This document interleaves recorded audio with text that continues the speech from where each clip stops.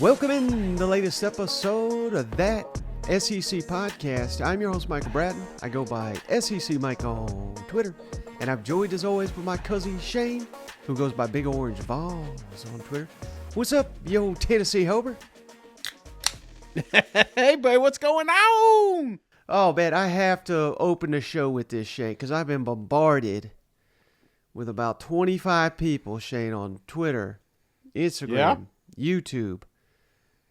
I made a huge error. Shane even texted me about this one. T.O. went to Tennessee Chattanooga, not Tennessee Martin. So I apologize for that huge mistake there. I had no idea that everybody and their damn mother knew T.O. went to Tennessee Chattanooga. I really did. I thought it was Tennessee Martin, so I apologize for that error. Well, Mike, we can't all bat 1,000, you know.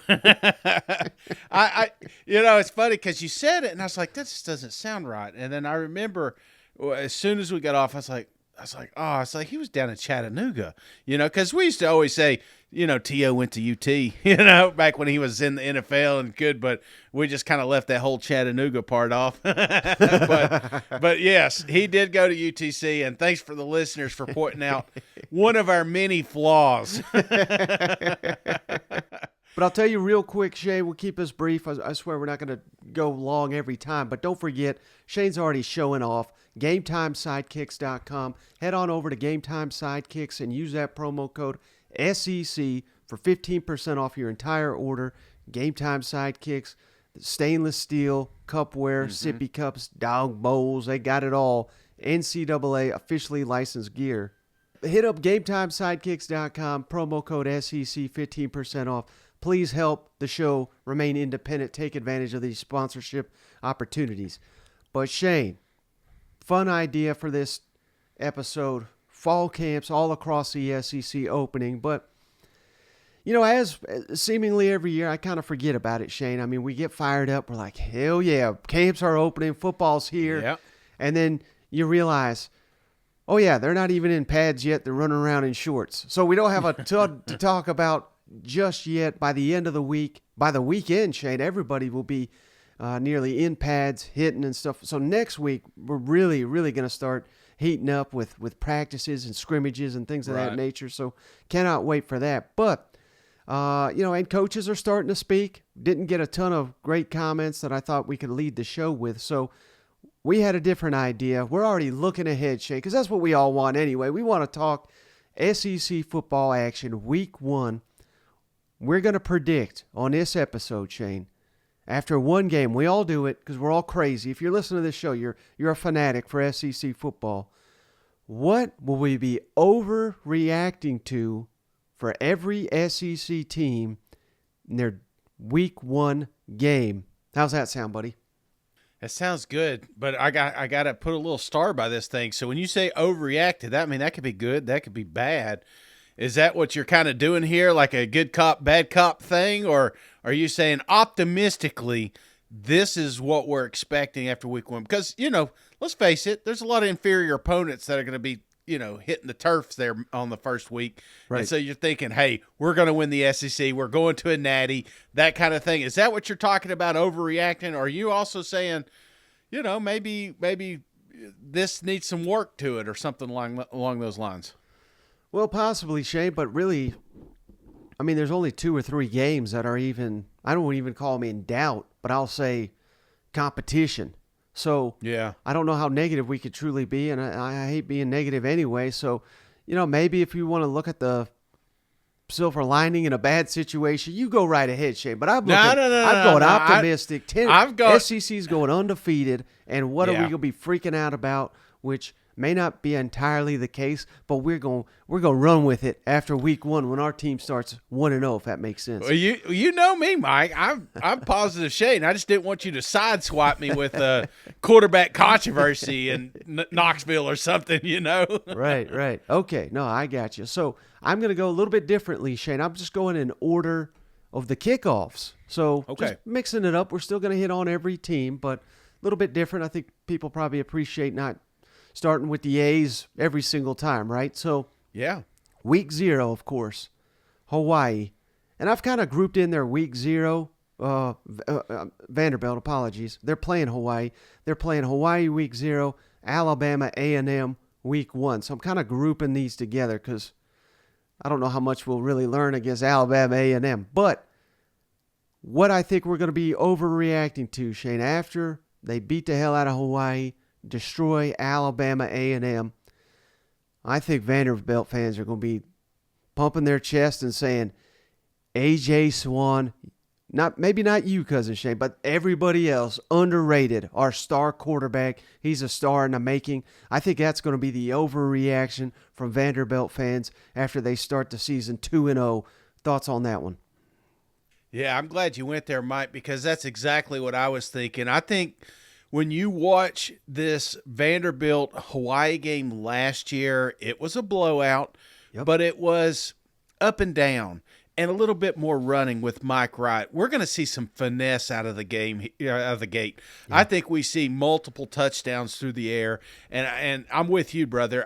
I believe that betting line, that season win total is changing because they're going to beat the brakes off Hawaii, and then everybody's going to say, damn, even Vanderbilt is a good team. So I think I'm right there with you, brother. A.J. Swan, this is going to be a massive, massive game for them, and all eyes on them. This is – We'll talk about South Carolina stuff with the game day and stuff like that, but August 26th, every SEC fan is watching one game, and that's Vanderbilt, and I think this is a good opportunity for them to start the season strong. Yeah, sorry, flying Hawaii, and Hawaii's getting their ass kicked week 0. Yeah. Count on it. All right, how about this? So we got some Thursdays games. Now we're into week 1, Shane. Mm-hmm. Again, we're just going in order of the kickoffs here. The first one, Mizzou. Your Missouri Tigers, Shane, hosting South Dakota. Didn't even know that was a school. But what are we going to be overreacting to, Shane? My prediction, damn, Eli nailed this offensive coordinator hire, baby. Our offense is high flying. This is going to be the offense that gets us to 8, 9, maybe if Shane's right, 10 or 11 or what'd you say, 15-0. I can't remember. But this is the offense that's going to get us where we want to be. Nailed it with the defensive coordinator hire a season ago, nailed it here with hiring Kirby Moore from Fresno State. I think that's what we're going to be saying after this South Dakota whooping. South Dakota, boy, that's a long way to drive to watch your boys get your ass beat, because that's what's going to happen, Mike. I am with you here. I've been screaming their praises all off season here. I think when we walk away from this game, maybe scoreless. I truly think Mizzou tightens down, shows how strong that defense is, doesn't allow any points, and we walk away saying, maybe Shane was right. Man, I guess you wouldn't be surprised, Shane, but maybe the audience would. Once again, Shane hyping up his Mizzou fans, and boy, have they responded on social media. So shout out all the Mizzou fans, man. They are fired up. You are their number one fan right now. Hey, man. I've noticed a lot of them saying, hey, if I have a second team, it's Tennessee because of you. Hey, that first game, is South Dakota? Is that who it is? Yes, sir. Is there anything there? Like, that's where the Rushmore is, I think. Maybe Sturgis. Other than that, they've got nothing up there, right? Not that I maybe. I was trying to think of Yellowstone, but that's not. I didn't know even... they had a football team. That's crazy. Yeah. Oh boy, them boys ain't used to heat. I'll tell you that right now. I'm gonna smoke them. All right, the other Thursday game. This is gonna be a big one, Shane. Florida at Utah. Beat them a year ago. Very few saw that coming. We did. We picked Florida. And I'll tell you right now, buddy, the overreaction. I'm just assuming it's positive because we can go many different ways if it's negative. But I'm assuming positive, Shane. The Florida Gators, the off-season of disrespect has fueled them, made them hungry going into year 2 under Billy Napier. I think that's going to be the overreaction we have when Florida goes on the road and beats a 2-time Pac-12. I don't even think you can call it Pac-12 anymore because they only got like 9 teams. But Pac-9, whatever the hell it's called now, 2-time defending champion Utah goes down at home to them Florida Gators. The off-season disrespect has fueled them. I think that'll be the storyline. Yeah, buddy, that is going to be because the media's piled on them. The everybody's in love with Utah and their fantastic quarterback. Yeah. Brother, I'm telling you right now, I would think that the when this game ends, obviously we're doing this optimistically. If Florida beats Utah, it's going to be an angry win. It's going to be a violent win because of what you said, brother. I think that this team is gelled. I think they come together. Billy comes out and he ho-hums at the mic and everybody falls asleep when he's saying his words. But I guarantee when he's in that locker room, he's firing them damn boys up and he's letting them know every single day how disrespected they are. And then all of a sudden, even like last year after that Utah game, everybody's saying, should they be in the top 25? Well, you make a good point, Shane, because, let's say they do beat Utah. They're not going to throw for 400 yards and do all this crazy. It's not going to be gimmicky. It's going to be grown man football. That's why Billy Napier's got 13 offensive linemen that are 6'8", 360 pounds on average. You know what I mean? Because he wants to play bully ball. And I don't care how good Utah is in that other league. They are not ready for this caliber of football if Florida's offensive line is, up to standard like they were last year right out the gate. If that's the case, I think it's bully ball. I think it's ground and pound. Probably hit them for a couple big shots, maybe on play action or something like that. And it's got to be that Florida defense turning a corner. They don't got to be elite. Again, this is a Pac-12 opponent they're facing. They don't got to be elite. They just got to make some plays, be physical on that line of scrimmage. And if you force Utah to beat you through the air, we found out, they don't have the guys to do that. Not against an SEC defense. This is the only game that there'll be a shocking win to.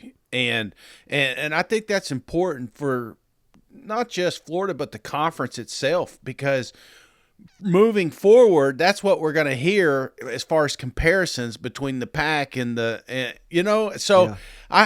think this is a big game for the program. It's a big game for the SEC brand itself. But man, if Florida gets going, and I think they get going, brother, they are just going. Like I said, it's going to be angry.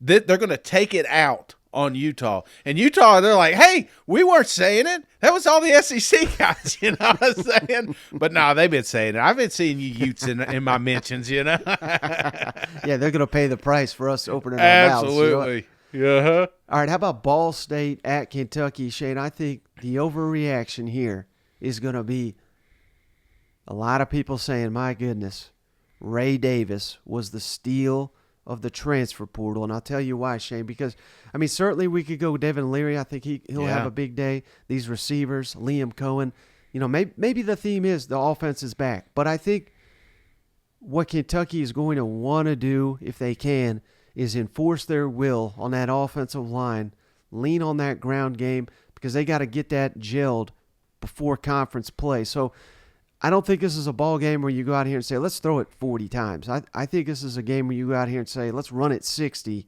and just manhandle a Ball State. Because, hey, I'm not saying anything Kentucky fans don't know, Shane, but even against the likes of Ball State last year, Kentucky struggled to run the football. So we've got to prove that we can do that against an inferior opponent before conference gets here. So I think Ray Davis is going to be the star of week 1. Yeah, and that's what we saw games like this last year with Kentucky. I'm thinking of, what was it, Northern Illinois. And it's like, what? Why is this even close? Right. Why is my quarterback running for his life? I'm with you. I love the Ray side. I think Ray gets a lot of play, but I think that the entire room's going to get a lot of love at the end of that game. But there is going to be a little bit of a Leary hype train coming out, because we're going to look back and we're going to say they're going to say Will Levis who? We want Georgia. I don't know. There's going to be a few of those guys coming out and maybe holding those signs. This is going to be a good game and a kickoff for the next chapter of Big Blue Nation. And I think it's all facets. But like you said, they're going to get back to that ground and pound. They're going to get back to being what Kentucky was, and as a physical offense. And I want to see this offensive line, brother. I'm going to be glued to them, and I want to see if this is if the front five that's going to take them through the SEC. So yeah. I'm with you, man. Maybe just put "We Want Bama" because I think this is going to be an absolute bloodbath. Yeah, I mean, I could see Devin Leary being like 9 for 9 for like 160 yards, which people that the 9 for 9 will get you, but the 160 is not going to catch your eye. But you'll just realize, well, hell, he didn't throw the ball in the second half. You know what I mean? Because they didn't have to. Yeah. Hot take. Leary's first pass is for a touchdown. There it goes. Clip that, boys. All right, how about Virginia versus Tennessee? Again, this game's in Nashville for some reason. Mm-hmm. Overreaction after this one, Shane. I bet you already know what I'm going to say. Joe Milton's going to be a Heisman finalist. That'll be the overreaction because they're going to, you know how Josh Heupel is. He ain't going to take his foot off the gas. They're going to want to put up stats. They want to get that Tennessee buzz out there. I mean, this could be another 50, 60-point score game for the Tennessee offense. Yeah, brother, I'm telling you. This was going to be volunteer fans leave at half to avoid Nashville traffic. I'm with you, brother. Overreaction. Everybody's talking. Everybody's been chirping this whole offseason. Milton, Nico. He overthrows. He's not like I've seen him bunched up with other quarterbacks that are in the country, and he's the one that's pointed out saying he does not belong in that list. I think this is where he firmly places himself in that Heisman contention, and he's going to do that. They're going to be. I mean. Everybody's going to be watching this game. There's going to be a lot of points scored. I don't know what the over-under is, but I'm hammering the over because Tennessee is going to come out guns a-blazing. And it's going to say, I would say the title would be, last year wasn't a fluke. Right. All right, how about this one, Shane? Mercer at Ole Miss. And you said no negative. My reaction may be a little negative, or it may seem that way, but it's not intended to be, Shane. I think the overreaction could be, do we really have a QB1? And that's not me backing off the Jackson Dart hype train, but, I thought about this two ways. This could be a Jugkin games where he just completely takes over, but yeah. I kind of think Kiffin's a lot smarter than that. He's not going to say, I don't think he's going to sit here and say, let's waste 30 carries on Mercer. No disrespect, but this is a pick your score type game. So, I mean, I would not even be surprised if Judkins doesn't even play the second half. If you know what I mean? Because he may already have 150 yards and 2 touchdowns or something crazy like that. But I think this is a game, Shane, where Kiffin, even if he's firmly liking Jackson Dart to be his starter, I think all his quarterbacks are going to play. And I think they'll all play well. And I think that's exactly by design so that defenses still are kind of like, well, who the hell are they going to play? Does that make sense? Yeah. No, I get you. And off that note, I mean, Lane came out and talked about that today. They got 4 quarterbacks. They got a loaded room, something they've not had in the past, and they all bring something a little bit different. And, sometimes he said in years past, you pick the wrong guy, and maybe he doesn't want to hammer out a particular quarterback, which we all think is going to be Dart, but, when the lights come on, you're going to get some playing time with these other cats. But I don't think that's going to be what people are talking about the day after this Mercer game, Mike. And I'm going to tell you why. Because Lane Kiffin is just like Mike. Lane Kiffin is just like Shane. And Lane Kiffin is just like anybody else that's ever played NCAA video game. And you roll up on one of these cupcake teams, and it's time to give your man the yards. It's time to give your man the touchdowns. Because Lane may not have a national championship team. He does have a Heisman candidate right there in his locker room. So I do think that Judkins gets a lot of love during this game because this is where you pad your stats. I mean, we've been doing a lot of bets, Shane. I'm willing to bet you he doesn't have 20 touches in this game. Well, he doesn't need 20 touchdowns to have 4 touchdowns. I would say I say he's got 4 touchdowns. How about that? 4 touchdowns. Yeah, I'm telling you, Judkins has 4 touchdowns in this game. I You'll think take that bet? That's an easy under for me. Yeah, because he may only play the first quarter. All right, we didn't get to do this last year, Mike. All right, we didn't get to do this, but I want to do it.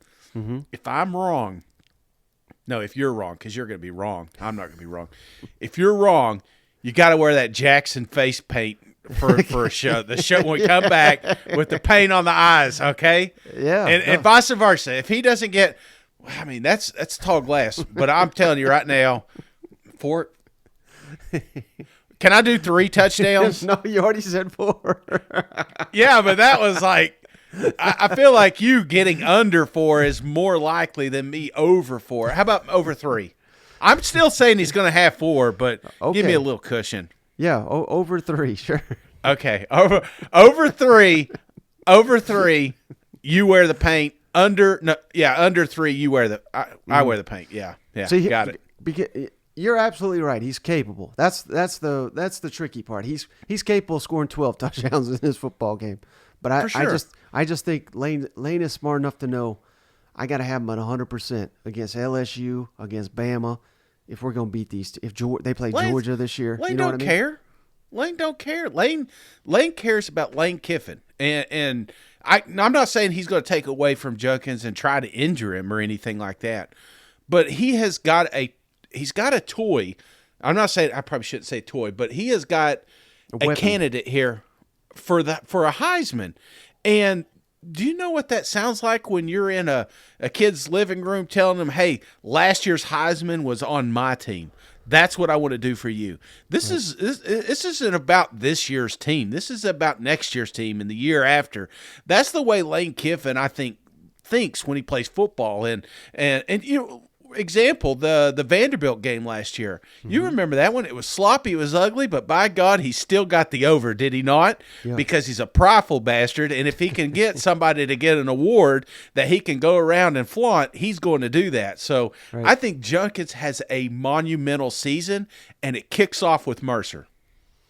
You could be right. Then we'll move on from this. But one thing I'd throw back at you: you don't win the Heisman playing against Mercer. You win the Heisman by big games and big performances in the big games. So I mean, I get he could have 500 yards. People are not going to put him on the Heisman board if he did it against Mercer. I really don't think.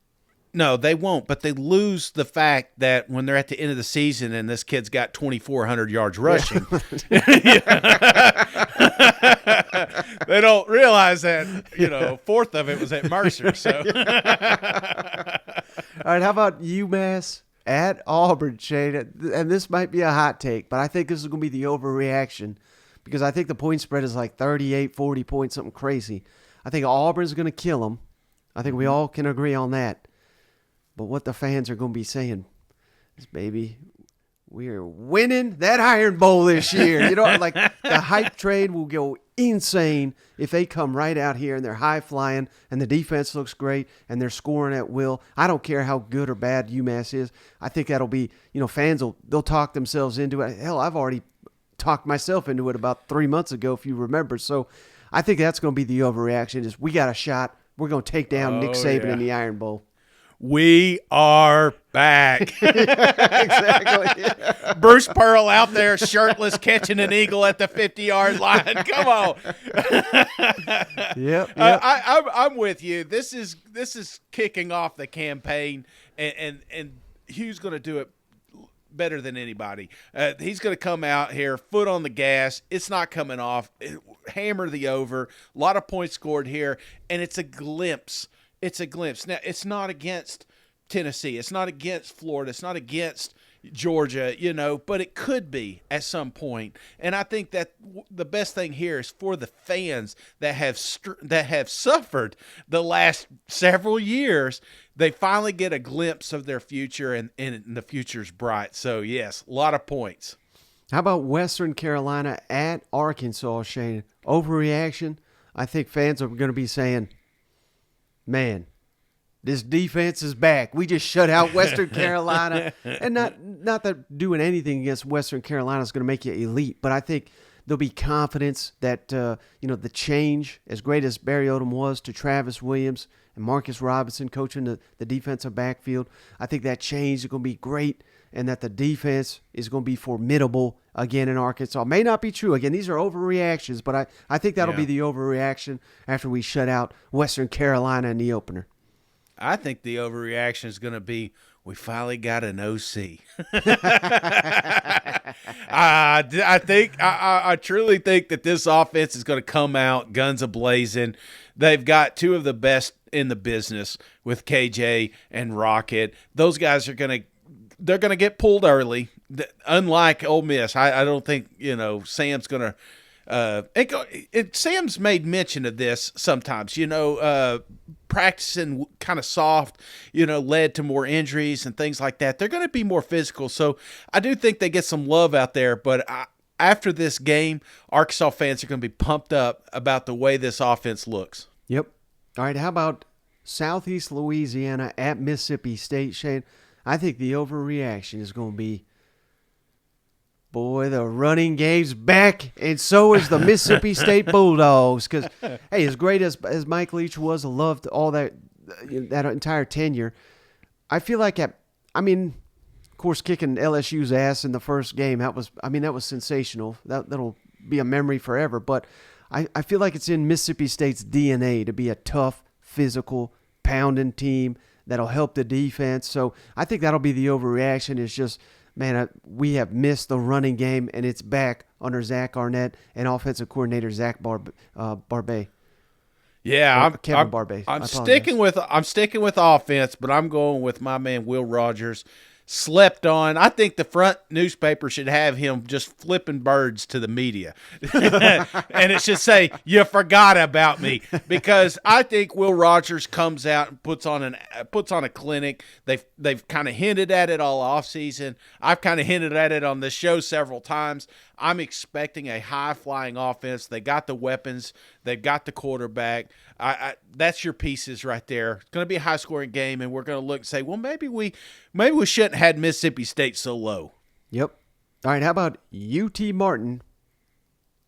T.O.'s T.O. there? T.O.'s school here at Georgia. This one was kind of tough, Shape, because I don't know that there's going to be any overreactions from the Dogs after back-to-back national championships, killing UT Martin by 75, other than all the TO mentions that I'll have wrong.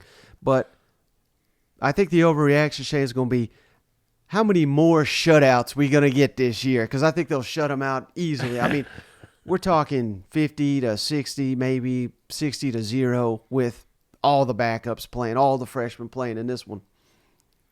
Oh, I like it, man. I like it. Maybe because I'm with you. It sucks, but Georgia just doesn't care about this game. I'm sure the fans will love it, and they'll enjoy the camaraderie and seeing some of them tailgate and all that. But no one's worried about this one. Nobody's losing sleep over this one. Maybe like the overreaction should be like, thank God no one got hurt.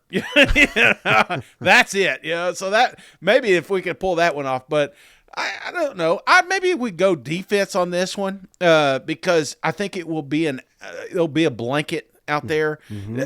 It wouldn't surprise me if we don't see one of these stats that pop up late in the game with like how many points Georgia has and how many yards they've allowed, and they've got more. That's what I'm anticipating in this ball game right here. New faces, maybe it's some wild reaction of quarterback controversy, because now you've got 3 quarterbacks that can start in the SEC because everyone is efficient when they get an opportunity against UT Martin. Let me ask you this, Shane. What number is going to be higher, Georgia's offensive touchdowns or Georgia sacks against UT Martin? Which number will be higher? I'm going to go touchdowns. I think UT Martin does the smart thing and starts trying to run the clock a little bit here late in the game. All right, how about New Mexico, Shane, at Texas A&M? Overreaction that I expect, and I'm already on board with this, so I'm just trying to get the rest of the SEC and the country with me. Connor Wigman, he's going to be a top 5 quarterback in the SEC. I think they come out guns a-blazing here.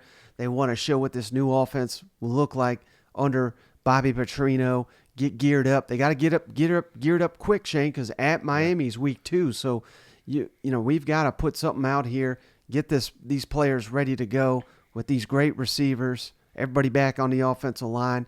I think Connor Wigman's the star of the show and an overreaction. They're going to be talking about it all week on Texags. Connor Wigman, he's top 5. Yeah, I think it'll be like greatest show on turf. They're going to have so many guys catching touchdowns in this system. Aggie fans are going to be pumped up because they're going to say, this is what we were missing last year. And of course, everyone's going to mention Bobby, and then Jimbo's going to come out and says it had nothing to do with him. So we're still going to have a little bit of that controversy going on. But this is a game where I think 6, maybe 7 different players get a touchdown. All right, how about Middle Tennessee, Shane, at Alabama? What's the overreaction? I got a good feeling, Shane. Alabama fans, they're, what's the word? Maybe spoiled. They're not going to overreact, kind of like Georgia beating UT Martin. I don't think Alabama's fans are going to be over the moon beating MTSU, regardless of how much they do it by. So my overreaction, Shane, is going to be, my goodness, this Alabama defense, which may shut out MTSU, against Texas offense next week, which I think that the overreaction is this could be the showdown of the season when we're just talking one position against the other. Alabama defense, Texas offense, Texas opening at home against Rice. They should kill them. So I think that's going to be the overreaction. It's just everybody already eyes forward. Hell, I think we're seeing Texas coaches calling out Alabama. All eyes are already on this week 2 matchup. No disrespect to MTSU and Rice, but they're just minor speed bumps on the way to this week 2 showdown. Oh, yeah, that's what this is. It's like a preseason game. It's a little preview to what's going on next week. Brother, I'm with you here. This is going to be a tune-up game, but I think what the overreaction will be is the dynasty's back. And flawless. Last year they had a lot of hiccups, even right out of the gate, a lot of stupid mistakes, penalties, things like that. I truly think that this team is going to be more dialed in this year and focused on the little things. That's what they're focused. That's what they've been doing all offseason. That's what they're doing in fall camp. They're focusing on the small things because it's the small things that lost 2 of their games, that helped them lose 2 games last year. These games right here matter. Nobody wants to talk about MTSU and how fun this matchup's going to be, but games like this matter because a small mistake you make with MTSU becomes a big mistake when you play against Tennessee, becomes a big mistake when you play against LSU.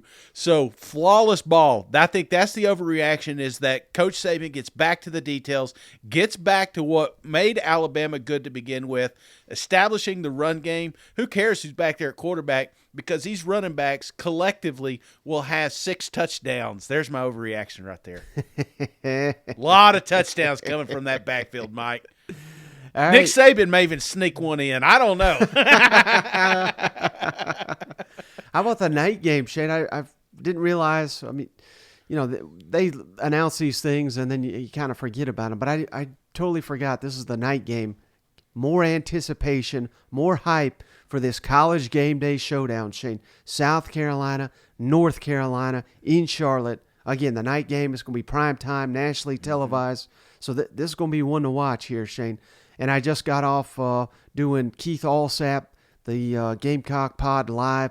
He made a terrific point, so I'm gonna kind of steal some of Keith's knowledge here. But I think the overreaction, perhaps, Shane, is that we may be all overlooking the tools that Spencer Rattler has this year in this new offense with Juice Wells, Trey Knox, Juju McDowell, DeCarrion Joyner, Nicholas Harbor, their true freshman. Eddie Lewis, their transfer. They added Nick Elskis, another tight end transfer.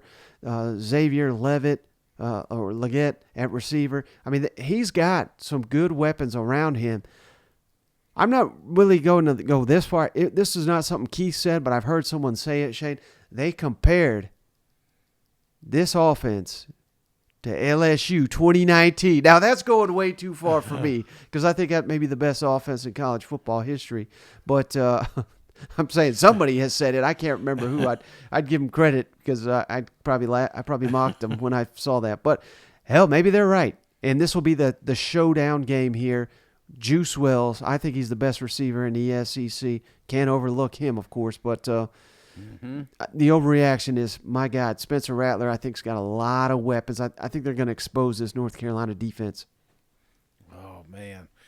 I love it. I love it. I think the overreaction, Mike, when we get done with this game is I think we know who the first quarterback selected in the NFL draft's going to be, and he doesn't wear blue.